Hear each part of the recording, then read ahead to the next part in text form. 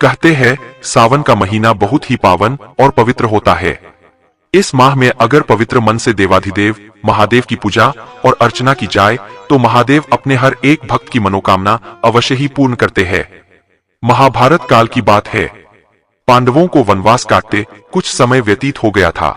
तब एक दिन इसी सावन के महीने में अर्जुन ने निर्णय लिया कि हिमालय पर जाकर तपस्या करनी चाहिए और देवाधिदेव शिव को प्रसन्न कर वरदान में कुछ दिव्य अस्त्र शस्त्र प्राप्त करना चाहिए।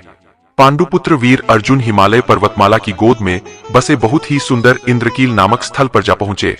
यहाँ ऋषियों और मुनियों के अनेक आश्रम थे और वातावरण भी बड़ा ही शांत और सुरभिमय था। वहां पहुंचकर अर्जुन ने अपना अस्त्र शस्त्र उतार दिए और एक शिवलिंग के सामने एकाग्र होकर तपस्या में बैठ गए। भगवान शिव ने अर्जुन की परीक्षा लेने के लिए किरात रूपी भील का वेश धारण किया और इंद्रकील नामक उसी स्थान पर जा पहुंचे। आपको बता दें, उसी समय इंद्रकील पर मूकासुर नामक दैत्य ने अतिभयंकर सुअर का रूप धरकर ऋषि मुनियों के आश्रम में उत्पात मचाना शुरू कर दिया। ऋषि मुनियों के आश्रमों में कोलाहल मच गया। कोलाहल सुनते ही अर्जुन का ध्यान भंग हो गया। विकराल सुअर को उत्पात मचाते देखकर अर्जुन को क्रोध आ गया और धनुष पर बाण रखकर सुअर रूपी मुकासुर पर चला दिया। लेकिन सुअर के शरीर में 2 तीर एक साथ आ घुसे। दूसरा तीर किरात भेषधारी शिव का था। 2 तीर खाकर सुअर भेषधारी मुकासुर हेर हो गया और जमीन पर गिरते ही अपने असली रूप में आ गया। अब तो सुअर का वध किसने किया, इस बात को लेकर अर्जुन और किरात रूपी शिव दोनों अड़ गए। शिव की लीला ही थी कि उनमें और अर्जुन में युद्ध छिड़ गया।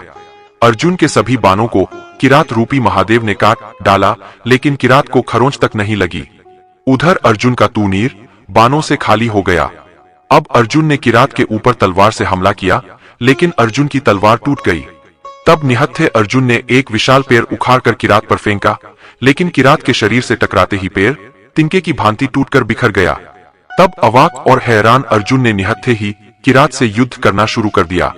लेकिन किरात रूपी शिव ने अर्जुन को उठाकर जमीन पर ऐसा पटका कि अर्जुन एकदम से बेसुध हो गए। होश में आने पर अर्जुन ने वहीं पर रेत का शिवलिंग बनाकर शिव की पूजा शुरू कर दी। इससे अर्जुन को नई शक्ति और अपार स्फूर्ति आ गई।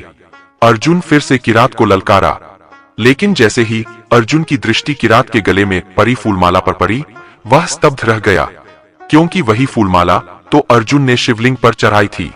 यह देखकर अर्जुन को समझ में आ गया कि किरात के रूप में कोई और नहीं स्वयं भगवान शंकर है। अर्जुन किरात के चरणों में गिर पड़े और अपने आंसुओं से भगवान शिव के चरणों को धोकर क्षमा मांगी। तब शिवजी अपने असली रूप में प्रकट हुए। अर्जुन ने वहीं शिव पूजन करके उन्हें प्रसन्न किया।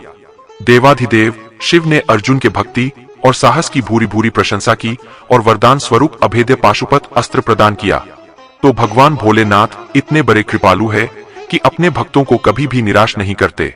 कहानी कैसी लगी कमेंट में अवश्य बताएं और चैनल को सब्सक्राइब करना ना भूलें।